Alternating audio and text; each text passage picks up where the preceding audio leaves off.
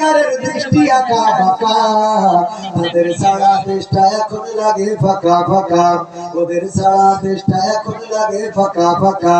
কোথায় গেল আরাফাত আর ব্যারিস্টার সুমন, কথা বলার সময় তারা করেনি ওজন। মুরগি কবির খাইছে ধরা, জাফর কোথায় আছে, গোপনে কি সেও গেল মোদি দাদুর কাছে। কোথায় গেল সালামের গাড়ি গাড়ি টাকা, তাদের সারা দেশটা এখন লাগে ফাঁকা। লাগে না লাগে না, ফাঁকা ফাঁকা লাগে। কিন্তু এই সমাজের এখন পরিবর্তন আসে নাই। 21শে ফেব্রুয়ারির বই মেলাতে আমরা দেখেছি তাসলিমা নাসরিনের বই বিক্রি করার মতো দুঃসাহস করেছে। এমনকি ওই স্টলের যিনি মালিক, তিনি ছাত্রদের গায়ে হাত তুলেছেন, সে এখনো স্বাধীনভাবে ঘুরে বেড়ায়। তাসলিমা নাসরিনের বই বাংলাদেশ আন্দোলনের পরে বিক্রি করে, আর সেই স্টলের যিনি প্রোপ্রাইটার, তার কোন শাস্তিমূলক ব্যবস্থা নেওয়া হলো না। এটা অন্তত তাওহীদি জনতা মেনে নিবে না। পরে বাংলাদেশের বই পাঠ্যপুস্তক সংশোধনীর যে কমিটি আছে, সেই কমিটির মধ্যে রাখাল রাহা নামের এক নাস্তিক রয়েছে, যে প্রকৃত অর্থে মুসলমান পরিবারের কিন্তু নাস্তিক। এই রাখাল রাহাকে পাঠ্যপুস্তক সংশোধনী কমিটিতে আজ পর্যন্ত রাখা হয়েছে। তাওহীদি জনতা এই রাখাল রাহাকে পাঠ্যপুস্তকের সাথে যদি সম্পৃক্ত রাখে, সেটা তাওহীদি জনতা মেনে নিবে না। তাওহীদি জনতা রক্ত দিতে শিখেছে। 52-তে রক্ত দিয়েছে, 71-এ রক্ত দিয়েছে, 24-এ রক্ত দিয়েছে, আবার যদি প্রয়োজন হয় রক্ত দিবে। কিন্তু বাংলাদেশে নাস্তিক রাম বাম তারা যদি এই দেশে প্রেসক্রিপশন দিতে চায়, বাংলাদেশের তাওহীদি জনতা মেনে নিবে না। ঠিক না বেঠে?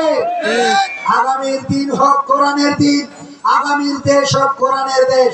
আমরা ব্রিটিশদের শাসন দেখেছি, আমরা পাকিস্তানিদের শাসন দেখেছি, আমরা বিএনপি, জামাত, আওয়ামী লীগ যৌথ সবার শাসন দেখেছি। কিন্তু এই শাসনগুলোতে আমরা দেখেছি কোরআনের অনুপস্থিতি। এই জন্য শান্তি আসে নাই। আগামীর শাসন দেখতে চাই কোরআন দিয়ে হবে, আর কোরআনের শাসন যারা করতে চায় তাদের পক্ষে থাকতে আমরা রাজি আছি না নাই? আমাদের বক্তব্য ক্লিয়ার।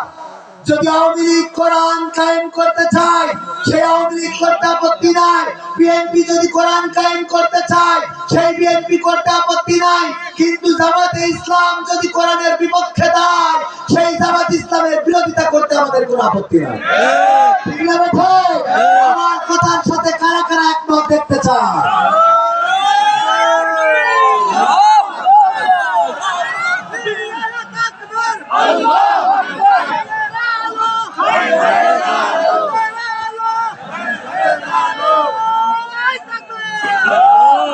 আমি কি একজন যুবক পাবো না? যেই যুবক অন্তত আজকে শপথ নিবেন, আমার ভাইজান আছেন, মুসাফা করে যাবেন, আল্লাহর জন্য পরিবর্তিত হবেন। যদি আসেন, আমি সেই যুবকের জন্য ব্যক্তিগতভাবে দোয়া করে দেব। পাশাপাশি যেটা আমার আলোচনার মূল বিষয় ছিল, যে নিজের আগুন থেকে বাঁচো এবং আহলদেরকে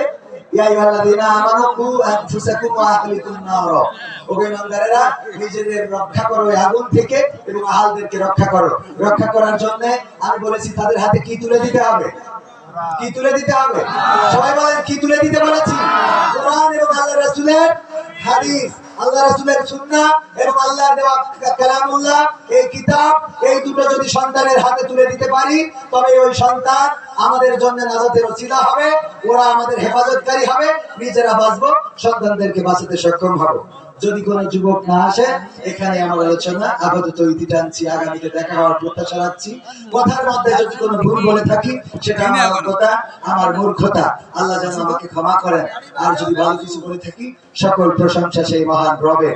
আমার বিশ্বাস ছিল যে আল্লাহর জন্য অন্তত পরিবর্তিত হতে অনেক যুবক হয়তো চাইবে, কিন্তু একজনও পরিবর্তিত হতে চান না। এটা দুঃখজনক যে একটা মাহফিলে যার দাড়ি আছে টুপি আছে হবে না, দাড়িওয়ালা ছাড়া, নামাজি ছাড়া, রোজাদার যে রোজা ঠিক মতো রাখতো না, নামাজ পড়ে মাঝে মাঝে, এরকম লাগবে। দাড়ি নাই, চুলের কাটিং কুর্তা কাটিং দিয়ে রেখেছে, মানে ওইরকম না, এরকম আছে না? না, এরকম যেন আমাদের লাগবে। যে যুবক নিজেকে আল্লাহর পথে আল্লাহর জন্য তৈরি করে নিবে। বাবা করে যুবক আসবেন কেউ?